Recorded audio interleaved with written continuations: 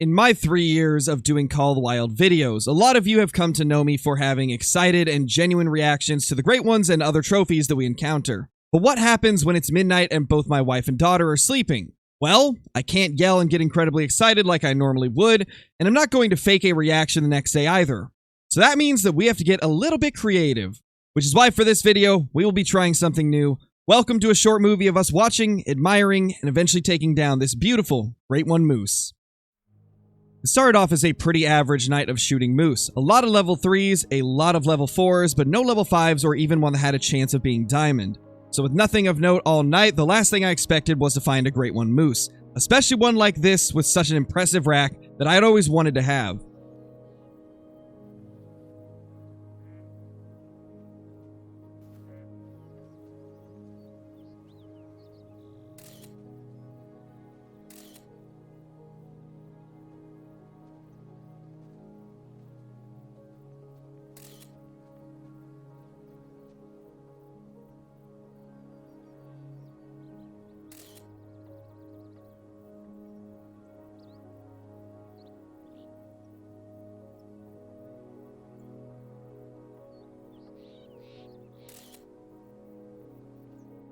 With Call of the Wild having so many trophies to chase, it can be very easy to get caught up in the moment and take your shot immediately. And there's nothing wrong with that at all, but sometimes it can be nice to take a moment to just observe these beautiful trophies before taking them out. Big thank you to Mel's Gaming for reminding me of that with her look at the Great One fallow deer and how it lives out its day.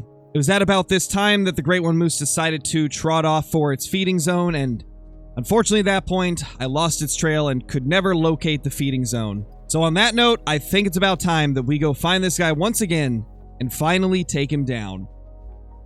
And there he is, the Great One Moose, with the typical rack and the Fabled Ashen fur type. This is honestly a combo that I never thought would look so good in game. It's one of my favorite racks for them. In fact, it is my favorite rack, but the Fabled Ashen has never been a top fur for me. After seeing it like this though, with the typical rack, I have to say, it's a lot better like this than I expected it to be, and I'm very happy to be about to take this guy down.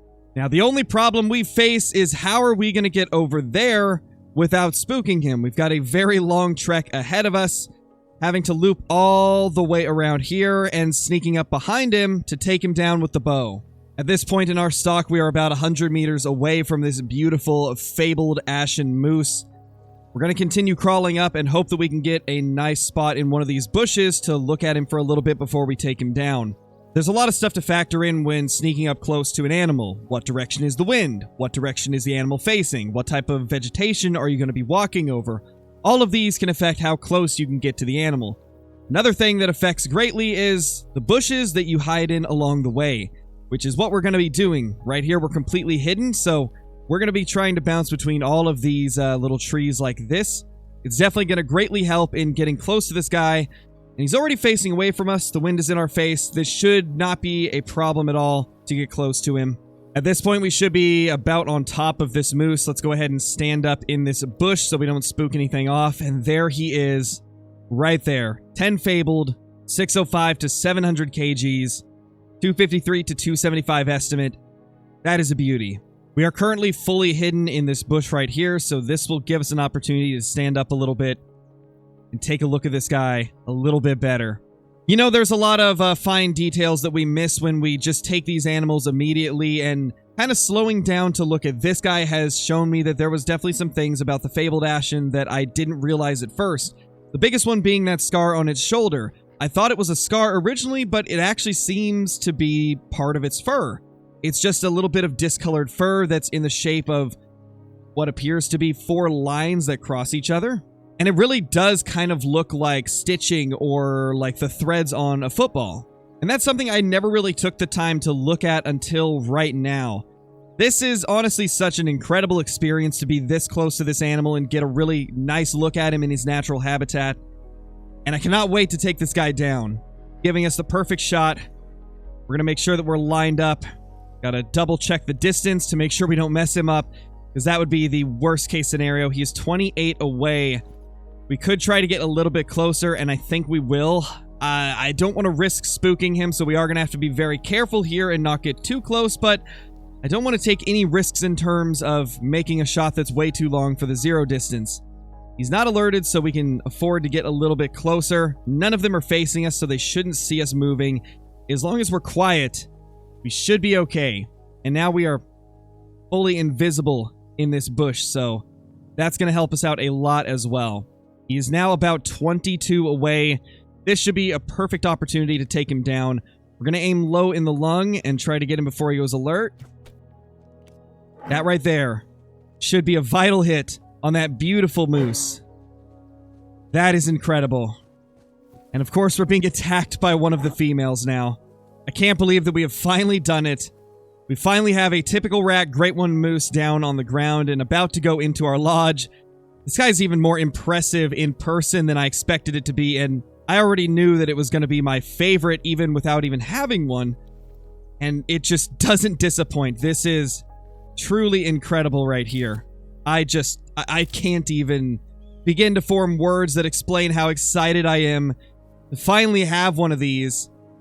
That is absolutely incredible. Oh my gosh. This is like one of the nicest Great One moose we could have possibly got, and I am so excited to finally get this guy in the lodge. Man, just look at this absolute beast of a moose. One of the coolest Great One moose I've been able to take down. And honestly, I really feel like this particular combo fits really well. If you take a look at the head, it is a little bit lighter than the rest of the moose, and these antlers happen to be one of the lightest ones you could possibly get on a Great One moose, so I think it does fit very, very well. And this guy is going to look incredible in the lodge. Thank you all so much for watching this video. This really has been an experience unlike any other. I had never really thought of doing a video like this before with a Great One, but with the fact that I couldn't get an actual reaction to this guy, I figured the best way to salvage this into a really interesting video would be to make it in kind of a movie format. Obviously, this is the first time I've tried something like this, so it's probably not going to be the highest quality movie style video that you could possibly find, but I hope that you guys still enjoyed it. And obviously, if you did, leave a comment down below and let me know that you did enjoy it, so I know that you want to see more of this type of stuff in the future. Leave a like if you haven't already, and if you're new to the channel, consider subscribing, as we do stuff like this all the time. Not necessarily the movie format stuff, but Call of the Wild hunts for Great Ones and things like that. But anyway, guys, thank you so much for being here for one of the coolest Great One moose we have ever been able to acquire. I will see you all in the next one. Peace.